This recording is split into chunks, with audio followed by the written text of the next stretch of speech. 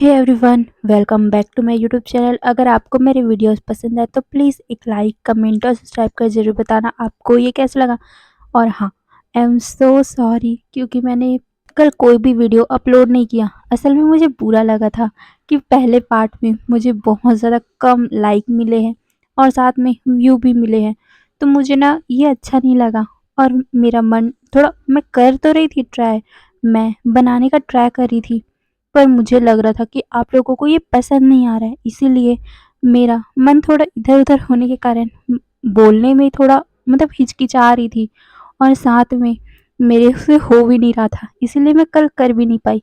पर आज मैंने सोच लिया है कि जो भी इसे सुन रहा है, मैं उसके लिए कर देती हूँ और जल्द से जल्द इसे ख़त्म भी कर दूँगी। और उसके बाद आप लोग मुझे बताना, ओके? फिर आपको कैसा एफएफ चाहिए, उसके हिसाब से बनाऊँगी। तो चलो, हम ज़्यादा बकवास ना करते हुए हम स्टार्ट करते हैं। तो पिछले पार्ट में हमने देखा था विंग को होश आ गया था। असल में जब विंग ऊपर से गिरा था तब जैंग फैमिया और जैंग चैंग ने उसे पकड़ लिया था और फिर विंग भी होश हो गया था। तब जैंग चैंग ने ही अपने फादर से कहा था कि फादर, इसे हम अपने घर लेके चलते हैं। उसके बाद विंग को जैंग फैमिया ने जैंग मैंशन ला लिया और उसके बाद उसका इलाज करवाया गया। पर विंग 2 दिनों तक बेहोश ही था, पर डॉक्टर ने या बोले तो हीलर ने विंग का ख्याल रखा, उसका इलाज किया, जिसके कारण विंग को होश आ गया था। पर विंग को कुछ भी याद नहीं था। विंग सब कुछ भूल चुका था, या बोले तो उसे अपने बारे में याद ही नहीं था और उसके नाम के बारे में भी जैंग फैमिया ने बताया कि उसने लास्ट बार उसका नाम विंग बताया था। उसके बाद धीरे-धीरे विंग ठीक होता गया, पर भी वो थोड़ा हिचकिचाता था किसी से बात करने के लिए, क्योंकि वो किसी को जानता नहीं है और वो कैसे सबसे बातें कर ले। और उसे बार-बार वही सपना, हाँ, वो एक सपना था। हमारा विंग जब बेहोश हुआ था तब उसने वो सब सपने देखे थे। उसके सपने में बार-बार वही ओमेगा किस तरह बोल रहा था कि प्यार नहीं करना है, प्यार नहीं करना है। मैं एक फ्यूनिक्स होकर भी कुछ नहीं कर पाया। मुझे कल्टीवेशन सीखना है, मुझे प्यार नहीं करना है। बस यही बातें उस विंग के दिमाग में, उसके दिल में, उसके सपनों में घूमता रहता था, जिस वजह से विंग फ्रस्ट्रेट होता था और वो किसी से भी बातें नहीं करता था। पर धीरे-धीरे वो यानली से खुलने लगा था, क्योंकि यानली थोड़ी प्यारी सी थी, उसे अच्छे से बात करती थी। इसीलिए विंग यानली और जैंग फैमिया से बात करता था। पर जैंग चैंग और मैडम यू से बिल्कुल नहीं। मैडम यू का बर्ताव थोड़ा-सा कोल्ड रहता था, जिस वजह से विंग डरता था। और जैंग चैंग वो थोड़ा गुस्से वाला और थोड़ा एरोगेंट था, जिस वजह से विंग को उससे बात करने में डर लगता था। उसने कई बार देखा है कि कैसे जैंग चैंग अगर उसकी कोई बात नहीं मानता या फिर उसकी कोई अच्छी चीज़ को तोड़ देते हैं, तब जैंग चैंग उस पर्सन पे कितना ज़्यादा चिल्लाता है, जिसे देखकर विंग डरता था और वो कभी भी जैंग चैंग से बात ना करे या फिर जैंग चैंग को ऑफेंड ना करे, इसका पूरा ट्राई किया करता था। पर जैंग चैंग विंग से अच्छे से बात करता था, ये देखकर विंग को अच्छा लगता था। पर वो अभी भी उन लोगों से ज़्यादा बातें नहीं करता था। मैडम यू के कारण विंग घर के काम भी करने लग गया था, जिसे विंग को कोई प्रॉब्लम भी नहीं था, क्योंकि विंग यहाँ रह रहा है तो उसे कुछ काम करना, पढ़ना तो पड़ेगा ही ना। ये अच्छा नहीं लगता कि यहाँ पर आप रह रहे हो और आप कुछ ना करो, इसीलिए विंग भी काम करता था। पर वो किसी को बता नहीं पाया कि उसका तबीयत ख़राब है। और एक दिन उसका तबीयत बहुत ज़्यादा ख़राब हो गया था और उस दिन जैंग फैमिया घर पे नहीं थे और विंग बेहोश हो गया। उसके बाद जैंग फैमिया घर आए थे और तब पता चला था कि विंग को बहुत ज़्यादा बुखार हो गया और उसके बाद उसका इलाज करवाया गया और अब विंग को होश आया है। विंग अपनी आँखें खोल रहा था, वो सबको देख रहा था, सारे उससे पूछने लग गए कि क्या वो ठीक है? ये सुनकर विंग अपना सर हिलाता है और फिर से उनका डेली रूटीन चालू हो गया था। सुबह को विंग उठता था और फिर वो घर के काम में मदद करने लग जाता था। वैसे जैंग फैमिया विंग को कहा करते थे कि उसे घर के काम करने की कोई ज़रूरत नहीं है, पर विंग जानता था कि वो यहाँ रह रहा है, तो उसे काम करना ही पड़ेगा। इसी कारण वो काम करता था, उसे कुछ भी याद नहीं है, इसीलिए वो यहाँ से कहीं जा भी नहीं सकता और जैंग फैमिया उसे जाने भी नहीं दे रहे। पर हाँ, विंग के बारे में उन्होंने कई लोगों से बात की, कुछ पर्चियाँ भी बँटवाई जिससे विंग का पता चल सके और विंग के घरवालों का पता चल सके। पर अभी तक हाँ, अब 2 महीने हो चुके हैं विंग को जैंग फैमिली में आए, पर कोई भी उसके बारे में जानता नहीं, इसीलिए विंग भी उनके साथ ही रहने लग गया था। विंग एक नौकरों की जैसे रह रहा था, पर धीरे-धीरे जैंग फैमिया, यान ली, जैंग चैंग के कारण विंग उस फैमिली में एक फैमिली मेंबर की तरह रहने लग गया। वैसे मैडम को ये पसंद तो नहीं है कि कोई दूसरा इंसान उनके घर में रहे और उनके सदस्य जैसा रहे, पर क्या कर सकते हैं। उसकी फैमिली जब विंग को पसंद करती है और उसका अल्फा जब विंग को रखना चाहता है, तो वो कुछ कर भी नहीं सकती, क्योंकि यहाँ पर ओमेगा से पावरफुल अल्फा होते हैं और मैडम यू कभी भी अपने अल्फा की बात नहीं टाल सकती। इसीलिए वो विंग को यहाँ रखने के लिए मान तो गई थी, पर वो विंग को हमेशा ही एक नौकर जैसे ही ट्रीट करती थी। विंग को भी कोई प्रॉब्लम नहीं था। वैसे ही विंग एक दिन काम कर रहा था और वो देख रहा था कि कैसे जैंग फैम में कुछ डिसिपल और अपने बच्चों को कैसे तलवारबाजी सिखा रहे हैं। ये देखकर विंग बहुत ज़्यादा खुश हो गया। उसे भी वो सब सीखना था, पर उसके पास बोलने की कोई शक्ति ही नहीं है, कोई हिम्मत ही नहीं है। वो किस मुँह से बोले, इसीलिए वो चुपचाप अपना काम किया करता था। पर एक दिन जैंग फैमिली ने उसे देख लिया कि वो कैसे इन लोगों को प्रैक्टिस करते हुए देख रहा है। जैंग फैमिया विंग को अपने पास बुलाते हैं। विंग भी चुपचाप वहाँ जाता है। जैंग फैमिया विंग से पूछते हैं कि क्या तुम भी कल्टीवेशन सीखना चाहते हो। ये सुनकर विंग थोड़ा हिचकने लगा था, पर जैंग फैमिया उसे बोलते हैं कि तुम एक ओमेगा हो और तुम्हें अगर कल्टीवेशन सीखना है तो तुम सीख सकते हो, ये तो तुम्हारे लिए अच्छा होगा। ये सुनकर विंग कहता है, क्या मैं सच में सीख सकता हूँ। ये सुनकर जैंग फैमिया अपना सर हिलाते हैं। तभी विंग कहता है, पर मेरे पास कोई भी फीस नहीं है। ये सुनकर जैंग फैमिया उसके बालों को सहलाते हुए कहते हैं, फीस की क्या ज़रूरत है, वैसे भी अब तुम हमारे फैमिली मेंबर के जैसे हो। ये सुनकर वहाँ पर जैंग चैंग और यानली भी आ गए थे। वो दोनों भी विंग को कहते हैं कि तुम सीख सकते हो और वैसे भी ओमेगाओं से हम लोग ज़्यादा फीस नहीं लेते। ये सुनकर जैंग फैमिया भी बोलते हैं, हाँ, हम ओमेगाओं को सिखाने का कोई भी फीस नहीं लेते, तो तुम हमारे घर सीख सकते हो और वैसे भी तुम तो हमारे फैमिली मेंबर के जैसे ही हो, तो तुम्हें हमसे ऐसी फॉर्मल होने की बात करनी भी नहीं चाहिए। ये सुनकर विंग स्माइल करता है और वो नोट करता है। तभी जैंग फैमिया कहते हैं कि कल से तुम हमारे साथ आ जाना प्रैक्टिस करने, ओके। ये सुनकर विंग अपना सर हिलाता है, पर वो कहता है कि मेरे पास तलवार नहीं है। ये सुनकर जैंग फैमिया मुस्कुराते हुए कहते हैं, तुम्हारे लिए तलवार मैं ला लूँगा, ओके।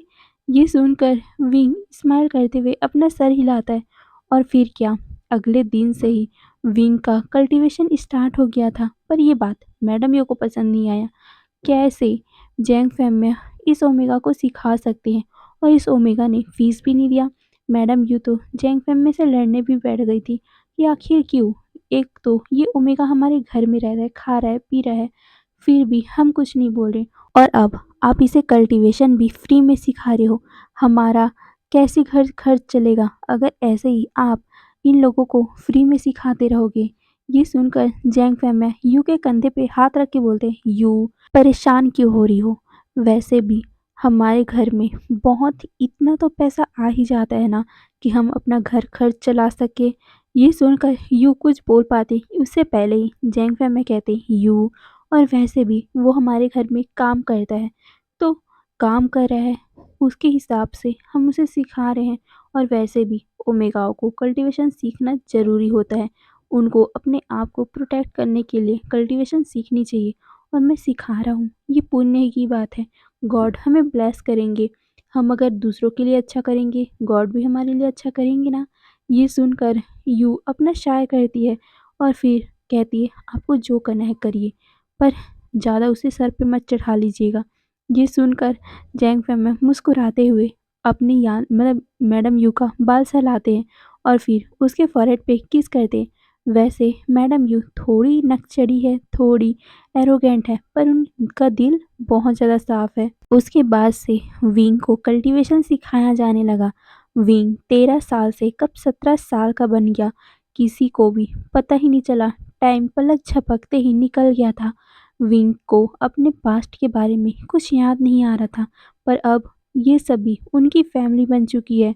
उसके 2 दोस्त हैं, उसके अंकल और आंट हैं। वैसे मैडम यू थोड़ी रूड है, पर वो विंग को पसंद भी करती है क्योंकि विंग बहुत ज़्यादा काबिल है, बहुत ज़्यादा काम करता है और साथ में वो बहुत अच्छा कल्टीवेटर भी बन चुका है।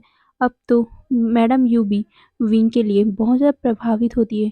वो मानना तो नहीं चाहती, पर उन्हें सच में विंग पे प्राउड होता है कि वो बहुत अच्छा कल्टीवेटर है और साथ में बहुत अच्छा, बहुत ही ज़्यादा खूबसूरत भी। हाँ, इसी खूबसूरती के कारण मैडम यू थोड़ा-सा डरती भी है क्योंकि चैंग बार-बार विंग की तरफ अट्रैक्ट होता है। उन्हें पता है कि चैंग विंग को पसंद करता है, पर वो पूरी कोशिश करती है कि विंग और चैंग का रिश्ता उस तरह का ना बन सके। वहीं दूसरी तरफ चैंग अब 19 साल का हो चुका है। उसे विंग की खूबसूरती देखकर उसकी तरफ अट्रैक्शन तो होगी ही ना, और साथ में वो बचपन से ही विंग को पसंद जो करता है, तो वो विंग को ये बताना भी चाहता है। पर जब उसे पता चला कि विंग को प्यार नहीं करना है, तब उसे बहुत ज़्यादा बुरा लगा। और उसका कारण जब विंग ने बताया अपनी चीज़ें और उसे, तो वो शॉक था। क्या कोई सपना ऐसा भी आ सकता है? पर वो हँसने लग गया और वो विंग से कहता है, कैसी बातें कर रहे हो? तुम्हें ऐसा ड्रीम कैसे आ सकता है? वो सिर्फ ड्रीम है। तुम क्या ऐसे ही ज़िंदगी भर बिना प्यार रह सकते हो? और वैसे भी हर में गाँव को अपने अल्फ़ा की ज़रूरत तो होती ही है। तुम्हें भी किसी न किसी अल्फ़ा की ज़रूरत होगी और बाद में देखना, तुम ही किसी न किसी इंसान से प्यार करोगे ही। ये सुनकर विंग को उस टाइम गुस्सा आया था और वो लड़ने बैठ गया था। वो कहता है, मुझे किसी भी अल्फ़ा की ज़रूरत नहीं है। मैं स्ट्रॉन्ग हूँ और वैसे भी मैं बहुत स्ट्रॉन्ग हूँ। ये बोलकर वो चैंग से लड़ने लग गया था। ये सुनकर चैंग को भी गुस्सा आ गया था और वो दोनों के बीच में हल्की-फुल्की नोक-झोंक हो गई थी और विंग चैंग से बात करना ही बंद कर दिया था। पर यानली ने उन दोनों को समझाया था कि ऐसा लड़ाई नहीं करते, ठीक है, हो गई बात, ख़त्म कर दो अब। वैसे भी अगर विंग को नहीं करना प्यार, तो मत करे। और वैसे भी आशियान, प्यार अच्छी चीज़ होती है। ऐसा नहीं होता कि हर प्यार में इंसान कमज़ोर भी हो जाए, इंसान प्यार में स्ट्रॉन्ग भी बन जाता है। ये सुनकर विंग अपनी शीजे को कहता है, पर शीजे वो सपना। ये सुनकर यानली उसके बालों को सहलाकर बोलती है, आशियान, प्यार बहुत सुंदर होता है और वो सपना, वो सब सपना ही समझो, उसको छोड़ दो। तुम अगर सपने को सच समझोगे, तब तो हकीकत तुम देख ही नहीं पाओगे। ये सुनकर विंग ने उस टाइम अपना सर हिला दिया था और उसने चैंग से भी माफ़ी मांग ली थी। ये सुनकर चैंग ने भी उसे माफ़ कर दिया था और फिर से उन तीनों की दोस्ती हो गई थी। और फिर उस दिन से विंग अब खुलकर सब अल्फ़ाओं से बात करता था। हाँ, पहले विंग अल्फ़ाओं से ज़्यादा बात नहीं करता था और साथ में अब तो विंग हल्का-फुल्का उन अल्फ़ाओं के साथ फ्लर्ट भी करने लग गया था, क्योंकि अगर कोई अल्फ़ा विंग के साथ फ्लर्ट करता, तो विंग भी रिटर्न में उसके साथ फ्लर्ट करता। विंग का मानना था कि अगर अल्फ़ा उसके साथ फ्लर्ट कर रहे हैं, तो वो क्यों नहीं कर सकता। पर हाँ, प्यार की भावना वो कभी नहीं रखता। अब ऐसे ही एक दिन की बात थी। विंग, चैंग और यानली पॉन्ड के पास बैठकर मस्ती कर रहे थे। विंग तालाब में खेल रहा था और साथ में चैंग और यानली भी थे। विंग पानी के अंदर से उन लोगों के ऊपर पानी छींट रहा था और वहीं यानली और चैंग बाहर में बैठकर उसके ऊपर पानी डाल रहे थे। तभी वहां पर डाकिया आया था, जिसे देखकर चैंग, यानली और विंग पानी से बाहर आ गए थे और वो कहते हैं, अंकल आप। ये सुनकर वो कहते हैं, आपके फादर हैं क्या? ये सुनकर वो तीनों अपना सर हिलाते हैं और फिर उस कल्टीवेटर को, हाँ, वो एक कल्टीवेटर ही था, पर उन्हें कुछ ऐसा पत्र-वत्र भेजने के लिए ही हायर किया जाता है। वो इंसान अंदर जाता है। अंदर वो जैंग फैमिली से मिलता है। जैंग फैमिली बहुत ज़्यादा खुश हो गए थे और वो अपना सर हिलाते हैं और फिर वो पर्सन वहाँ से चला गया था। जैंग चैंग और यानली, विंग बहुत ज़्यादा क्यूरियस हो गए थे कि आखिर उस लेटर में क्या लिखा है। विंग तो पूछ भी लेता है कि अंकल उसमें क्या लिखा है, आप इतने ज़्यादा खुश हो। ये सुनकर जैंग जैंग मतलब जैंग फैम में स्माइल करके बोलते हैं, इसमें हमें मेन क्लैन से लेटर आया है कि उन्हें कल्टीवेटर की ज़रूरत है और वो चाहते हैं कि जितने भी हमारे क्लैन में, हमारे किंगडम में जितने भी लोग, जितने भी कल्टीवेटर वहाँ जाकर भर्ती लेना चाहे, वो भर्ती ले सकते हैं। शायद तक डीमन ने हमला कर दिया है। इसी कारण उन लोगों को अब कल्टीवेटर की ज़रूरत पड़ रही है। तुम्हें तो पता ही है आजकल क्या सब चल रहा है। डीमन क्लैन में सारे लोग बहुत ज़्यादा पावरफुल होते जा रहे हैं और साथ ही उन लोगों ने बहुत ज़्यादा तबाही मचा रखी है ह्यूमन क्लैन में। इसीलिए उन्हें कल्टीवेटर्स की ज़रूरत है। छोटे मोटे कल्टीवेटर हो या कोई भी हो वहाँ जा सकता है और जो उन्हें पावरफुल लगेगा उन्हें वो और भी ज़्यादा ट्रेन करेंगे और फिर उन्हें ओहदा मिलेगा। गॉड उनमें से कुछ लोगों को चूज़ करेंगे जो खुद उन सेना को लीड करेगा। ये सुनकर विंग और चैंग तो बहुत ज़्यादा एक्साइट हो गए थे। वो कहते, बाबा अंकल क्या हम भी जा सकते हैं? दोनों ने एक साथ कहा था। ये सुनकर जैंग फैमिया स्माइल करते हुए कहते, क्यों नहीं, तुम दोनों तो जाओगे ही ना, क्योंकि तुम हमारे घर से जो हो। ये सुनकर वो दोनों बहुत ज़्यादा खुश हो गए थे।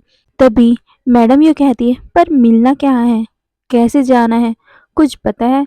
ये सुनकर जैंग फैमिया उस लेटर को अच्छे से पढ़ते हैं और लास्ट में लिखा हुआ था कि जिसको जिसको वहां पर जाना है वो एक मैदान में आकर मिलेगा और उन लोगों को एक टोकन दिया जाएगा। उस टोकन को दिखाकर ही अंदर प्रवेश किया जाएगा और उसके बाद ही आप लोग वहां प्रवेश कर सकते हो। वो टोकन बहुत ज़्यादा इम्पोर्टेंट होगा आपको, नहीं तो मेन क्लैन में एंट्री नहीं मिलेगी। ये सुनकर मैडम ये पूछती है कि आखिर वो टोकन मिलेगा कहाँ? ये सुन जैंग फैमिया उसे बताते हैं, परसों एक जगह पे उन लोगों ने समारोह कर रखा हुआ है और उस समारोह में सारे जितने भी लोग हैं वहाँ जाना पड़ेगा और फिर उन लोगों को वो टोकन मिलेगा। ये सुनकर अपना सर सारे लोग हिलाते हैं और फिर जैंग फैमिया ने पूरे लोटस पियर में ये बात फैला दी कि जो जो को मेन क्लैन में जाकर शिक्षा लेनी है वो जा सकता है। इस बार सबको अलाउ किया गया है, पर उन लोगों को टोकन मिलने वाला है तो कल याद से उस जगह पहुंच जाना। सारे लोग एक्साइट हो गए थे कि उन्हें मेन क्लैन जाने का मौका मिलेगा, वहां जाने का मौका मिलेगा जहां पर सिर्फ इमोर्टल रहते हैं। इमोर्टल मतलब कि कभी नहीं मरने वाला। ड्रैगन ड्रैगन रहते हैं वहां पर। कोई नहीं जा मतलब कौन नहीं जाना चाहेगा। सारे लोग एक्साइट हो रहे थे वहां जाने का। तो कोई भी मतलब सबका विश होता है वहां जाकर उन लोगों से शिक्षा लेने के बाद वो भी इमॉर्टल हो जाएंगे, वो कभी नहीं मरेंगे। तो कौन नहीं जाएगा। सारे लोग एक्साइट होकर वहां के लिए निकल पड़े थे। वहीं हमारे विंग चैंग और यानली भी वहां के लिए निकल पड़े थे। फिर सुबह होते ही वो वहां पहुंचते हैं, पर जैसे ही उन्होंने वहां मैदान में देखा वो तो शौक ही पड़ गए थे, क्योंकि वो मैदान इतना ज़्यादा भरा हुआ था जैसे कोई मेला ही लगा हो। विंग का तो मुंह खुला का खुला रह गया था। वो कहता है, बाप रे, इतना ज़्यादा भीड़, क्या यहाँ पर कोई मेला लगा हुआ है? ये सुनकर यानली हंसते हुए बोलती है, आशियान मेला नहीं है, पर हाँ मेन क्लैन में जाने के लिए सभी अपना नाम लिखवाएंगे। ये सुनकर विंग भी अपना सर हिलाते हुए कहता है, पर शीजे मेन क्लैन दिखता कैसा होगा और जो इतने सारे लोग हम वहाँ जाने के लिए तड़प रहे हैं। ये सुनकर जैंग चैंग कहता है, मेन क्लैन स्वर्ग की तरह दिखता है, वहाँ पर सिर्फ इमॉर्टल रहा करते हैं, ऐसा कह सकते हैं कि एंजल रहा करते हैं जो कभी नहीं मरते। ये सुनकर विंग की आंखें बड़ी बड़ी हो गई थी। क्या कभी नहीं मरते? ओ माय गॉड, अब तो मुझे वहाँ जाना ही है। ये सुनकर जैंग चैंग कहता है, हाँ जाना है इसीलिए तो हम आए हैं, नहीं तो घर में नहीं बैठते। ये सुनकर विंग मुंह बनाता है। फिर वो सारे वहाँ जाते हैं। वहाँ बहुत क्लैन के या बोल तो बहुत सारे सेक्ट के लोग आए हुए थे, जैसे शू क्लैन, नी क्लैन, मो क्लैन और भी ज़्यादा सेक्ट के लोग आए हुए थे, जितने भी उस मतलब उस किंगडम में रहते हैं। हाँ मैं इस किंगडम के बारे में बता देती हूँ। यहाँ 5 प्रकार के किंगडम होते हैं। पहला ह्यूमन का, जहाँ पर सिर्फ ह्यूमन रहा करते हैं, और दूसरा एनिमल किंगडम, जहाँ पर जैंग फैमिया की पूरी फैमिली, नी, सू, मो और बहुत सारे जितने भी एनिमल उनकी फॉर्म होती है वो सब रहा करते हैं। और तीसरे में जल किंगडम, या कह सकते हैं वो किंगडम जिनके अंदर जल वाले एनिमल आते हैं, जैसे जल परी और जल में रहने वाले उनके में जितने भी मछली वछली है वो सारे उनके फॉर्म होंगे। और चौथे किंगडम में सारे उड़ने वाले रहते हैं, जैसे बर्ड और साथ में ड्रैगन, ठीक है। और पांचवा वो गॉड का होता है। ये सारे आसमान में उड़ते रहते हैं। सबसे पहले ह्यूमन किंगडम में तो ज़मीन में ही रहता है, उसके ऊपर एनिमल, उसके ऊपर जलपरी, उसके ऊपर ड्रैगन, उसके ऊपर गॉड, ठीक है। उड़ते रहते हैं ये सभी। विंग ये सभी के बारे में जानता है, पर उसे अंदाज़ा भी नहीं था कि ड्रैगन और साथ में जो चौथा किंगडम है वहाँ के सारे लोग इमॉर्टल होते हैं, क्योंकि जितने भी 3 किंगडम हैं, जैसे ह्यूमन किंगडम, एनिमल किंगडम और फिश किंगडम, ये सारे बस नॉर्मल ही इंसान जैसे होते हैं। बस हाँ, इन दोनों किंगडम में, एनिमल किंगडम और फिश किंगडम में, उन लोगों के ऊपर पावर होती है जिससे वो अपने आप को बचा लेते हैं। पर ह्यूमन किंगडम ऐसा नहीं होता। विंग को ऐसा लगा था कि शायद तक बर्ड किंगडम भी इमॉर्टल नहीं होते होंगे, वो भी मरते होंगे, पर उसे आज पता चला कि वो इमॉर्टल होते हैं। इसीलिए विंग भी एक्साइट हो गया था वहाँ जाने के लिए। अब तो और भी ज़्यादा एक्साइट हो गया था, अगर वो वहाँ गया तो वो और भी ज़्यादा पावरफुल हो जाएगा। विंग पावरफुल होने के लिए ही ये सब कर रहा है, क्योंकि उसका दिमाग में हर बात यही बात घूमती रहती है कि ओमेगा को पावरफुल बनना चाहिए, मुझे पावरफुल बनना है, मुझे पावरफुल बनना है, मैं वीक नहीं हूँ, मैं सिर्फ पावरफुल बनूंगा। यही बातें उसके दिमाग में चलती रहती है, जिस वजह से वो यहाँ जाने के लिए और भी ज़्यादा एक्साइट हो गया। और फिर वहाँ पर एक घंटे की आवाज़ आती है, या बोल दो कि किसी ऐसे चीज़ के मारने की आवाज़ आती है, जिससे सारे लोग एक जगह पे एकत्रित हो गए थे। वहाँ पर सारे लोगों को अब टोकन दिया जा रहा था। विंग, चैंग, यान लाइन में लग चुके थे। वहाँ पर एक और पर्सन था, उसका नाम नीहू सेन था, और नीहू सेन का फॉर्म एक फॉक्स का है, जिसे देखकर विंग स्माइल करता है, क्योंकि नीहू सेन के क्यूट क्यूट से कान निकले हुए थे। विंग नीहू सेन से दोस्ती भी कर लेता है, क्योंकि ऐसा होता है ना कि आप एक जगह पे बहुत टाइम तक रहो, और अगर आप चंचल हो, किसी से भी दोस्ती करने वाले होते हो, तो आप बहुत जल्दी उस पर्सन से दोस्ती भी कर लेते हो। वैसा ही नीहू सेन का भी नेचर है और हमारा विंग का भी। इसीलिए वो दोनों बहुत अच्छे दोस्त बन गए थे। नीहू सेन विंग से कहता है, वैसे तुम कौन से क्लैन से हो? ये सुनकर विंग बताता है कि वह जैंग क्लैन का है, वो जैंग क्लैन में रहता है। ये सुनकर नीहू सेन खुश होते हुए बोलता है, वाह, तो तुम एक भालू हो? ये सुनकर विंग अपना सर हिलाकर बोलता है, नहीं, असल में मेरे पास कोई फॉर्म नहीं है। ये सुनकर न्यूशन शॉक हो गया था। वो कहता है, क्या तुम्हारे पास कोई फॉर्म नहीं है? तो तुम एनिमल किंगडम में क्या कर रहे हो? तुम्हारे पास फॉर्म नहीं है तो? विंग कहता है, पर मुझे नहीं पता, मैं तो यहाँ पर इन एनिमल किंगडम में ही रहता हूँ। ये सुनकर न्यूसन कहता है, ओह अच्छा, तो तुम एक कल्टीवेटर हो? ये सुनकर विंग अपना सर हिलाते हुए कहता है, हाँ, इसीलिए मैं आया हूँ। ये बोलते हुए वो दोनों बात कर रहे थे, तभी चैंग कहता है, विंग, अब बातें करना बंद करो और सामने ध्यान दो। ये सुनकर विंग पाउट बनाता है और फिर वो सामने ध्यान देने लगा। तभी न्यू सैन पीछे से कहता है, वैसे वो खड़ूस कौन है? ये सुनकर विंग उसे शांत करवाते हुए बोलता है, अरे शांत हो जाओ, उसको खड़ूस मत बोलो, उसको खड़ूस सिर्फ मैं बोल सकता हूँ, और वैसे उसका नाम चैंग है, वो हमारे सेक्ट लीडर के बेटे हैं, और हाँ, मेरे दोस्त भी। ये बोलकर वो चैंग के कंधे पे हाथ रख लेता है, जिसे देखकर चैंग उसकी तरफ देखता है, फिर कुछ भी नहीं बोलता। फिर नीहूसन कहता है, ओ, पर ये बहुत ज़्यादा खड़ूस क्यों दिख रहा है? इसका फेस ही ऐसा है क्या? ये सुनकर विंग हंसते हुए बोलता है, हाँ, उसका तो फेस ही ऐसा है।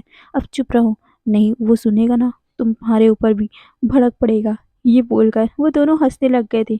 वहीं चैंग उसकी सारी बातें सुन रहा था, पर वो विंग को कुछ नहीं कह सकता, इसीलिए वो चुपचाप सामने की तरफ देख रहा था।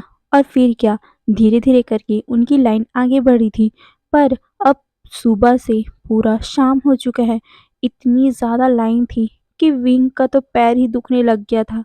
विंग कहता है, मैं तो मर ही गया, मेरा पैर महसूस ही नहीं हो रहा।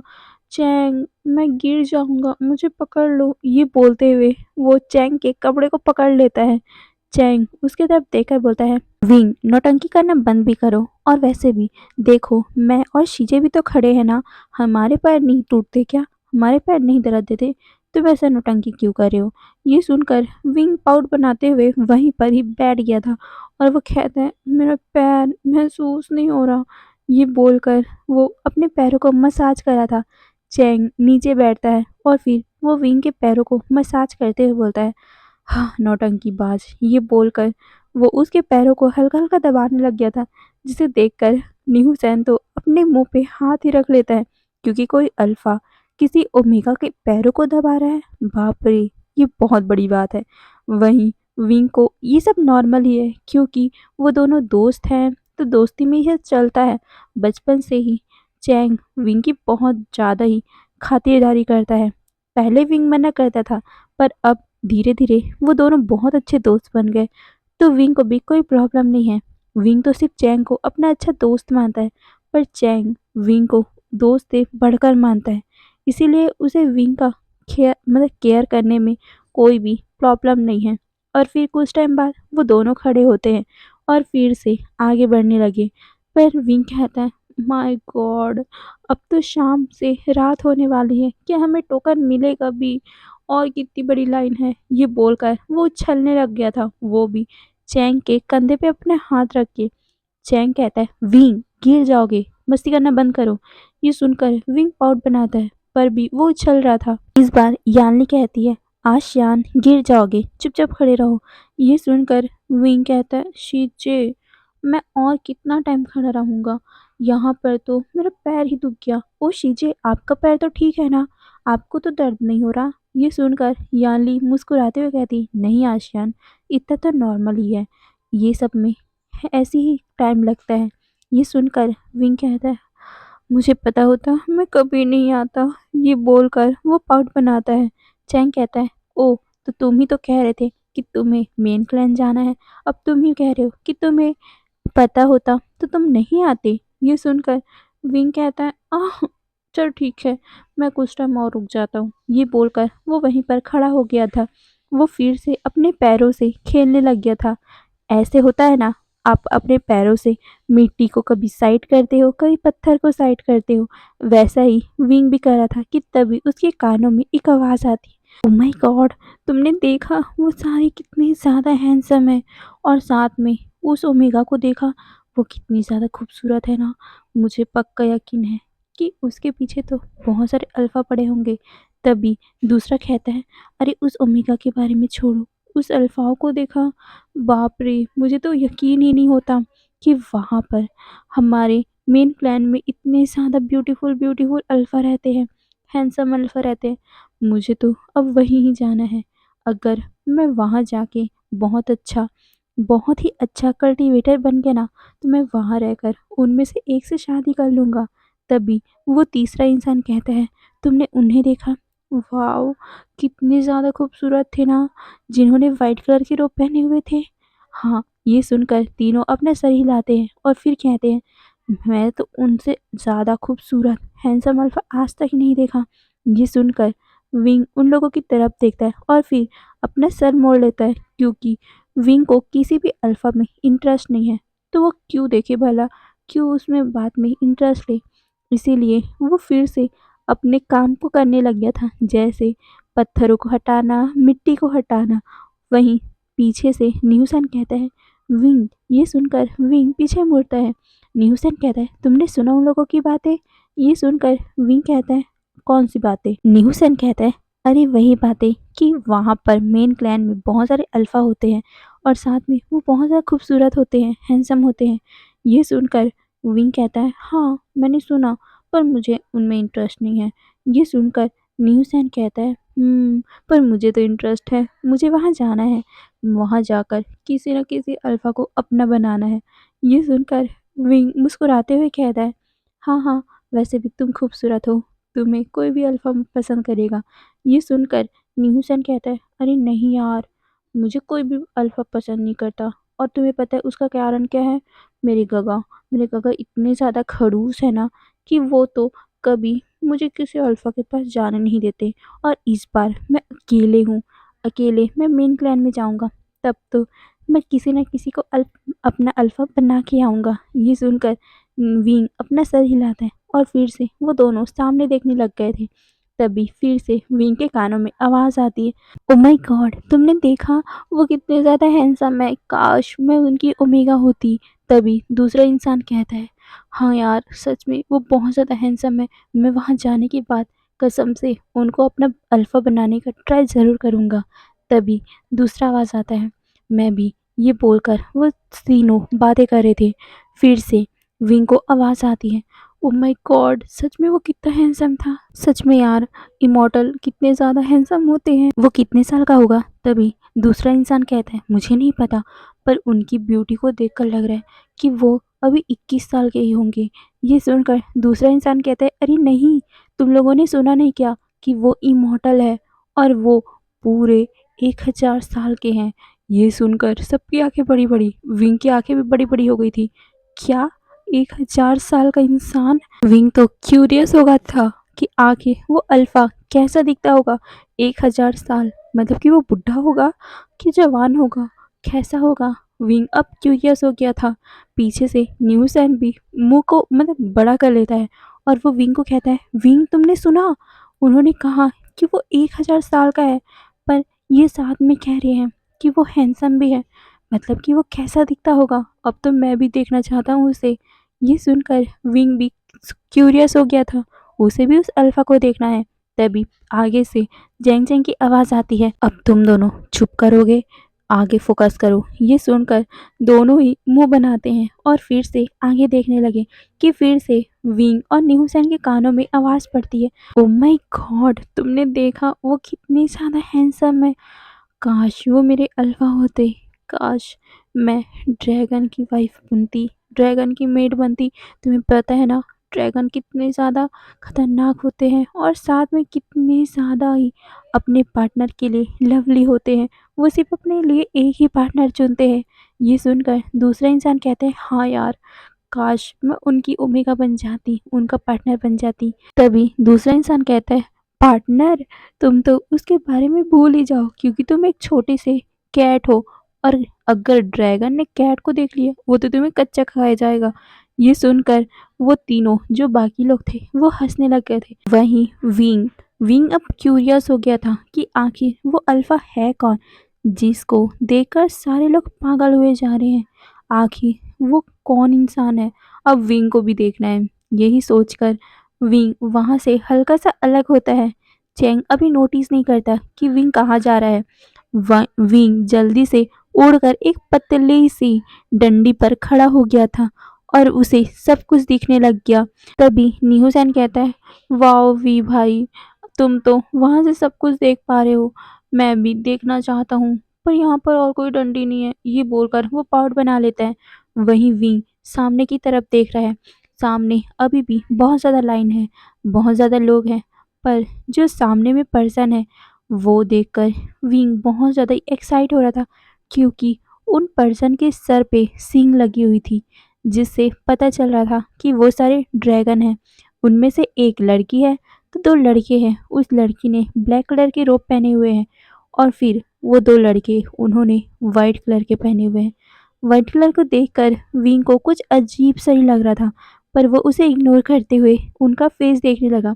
वो लड़की बहुत ज़्यादा खूबसूरत थी। वो एक ओमेगा थी। उसके लंबे लंबे बाल थे कमर से नीचे आते तक। उसके बाल सिल्की लग रहे थे, शाइनी लग रहे थे और साथ में उसके फॉरहेड पे एक ब्लैक कलर का रिबन भी था और साथ में वो बहुत ज़्यादा ही खूबसूरत भी लग रही थी। वो एक ड्रैगन थी और दूसरा पर्सन वो एक अल्फा था। वो भी हैंडसम था, उसके भी फॉरहेड में रिबन था, उसके भी सींग निकले हुए थे, जिसे देखकर विंग को कुछ अजीब से ही फील हो रहा था। पर वो उसे इग्नोर करके फिर तीसरे पर्सन को देखता है। पर जैसे ही विंग की नज़र उस तीसरे पर्सन की आंखों से मिली, विंग की पूरी बॉडी जम सी गई थी। वो उस पर्सन के कोल्ड नज़रों को देख रहा था, जिसे देखकर विंग की बॉडी में एक शिवरन सी आ गई थी और उसका बैलेंस अचानक से ही बिगड़ गया और वो नीचे गिरने लग गया। पर विंग नीचे गिर पाता कि वहाँ पर कोई इंसान उड़ते हुए आया था और उसने हमारे विंग को बहुत ही अच्छे से एलिगेंट तरीके से उसे अपने कमर से पकड़ लिया था, जिससे जिसे देखकर सारे लोग शॉक। वहीं विंग भी महसूस करता है किसी का हाथ अपने कमर में, और वो हल्का सा अपनी आंखें खोल कर देखता है, और जैसे ही उसने अपनी आंखें खोली, उसके सामने एक बहुत ही हैंडसम सा अल्फा खड़ा हुआ था। उसके लंबे लंबे बाल थे, उसके फॉरहेड में एक रिबन था, उसके कपड़े, बाप रे इतना सिल्की। विंग को महसूस हो रहा था, क्योंकि विंग को उसने पकड़ के रखा हुआ था, वो भी कमर से। ये देखकर विंग की हार्ट बीट ही बढ़ गई थी। ठीक गाइस, तो आज के लिए बस इतना ही। फिर कैसा भी लगा, मतलब जैसा भी लगा, मुझे कमेंट में ज़रूर बताना। और प्लीज़ ना लाइक किया करो, आपके लाइक को देखकर मुझे अच्छा लगता है। प्लीज़ प्लीज़ प्लीज़ लाइक किया करो। ओके, तो चलो आज के लिए बस इतना ही। फिर बाय बाय।